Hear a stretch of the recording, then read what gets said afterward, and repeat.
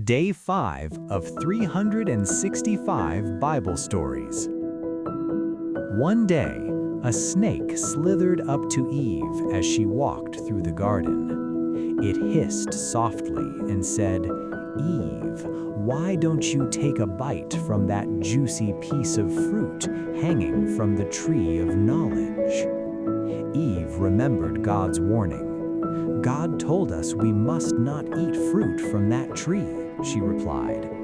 But the snake continued, "That is only because the fruit will allow you to know the difference between right and wrong. God doesn't want you to be as wise as Him." The snake's words made Eve curious.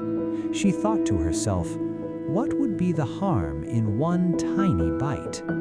Eve reached out and sank her teeth into the fruit. Its taste was sweet and tempting. Then she handed the fruit to Adam, and he too took a bite. For the first time, Adam and Eve looked at each other and realized they were both naked. Embarrassment filled them. Quickly, they grabbed the biggest fig leaves they could find and covered themselves.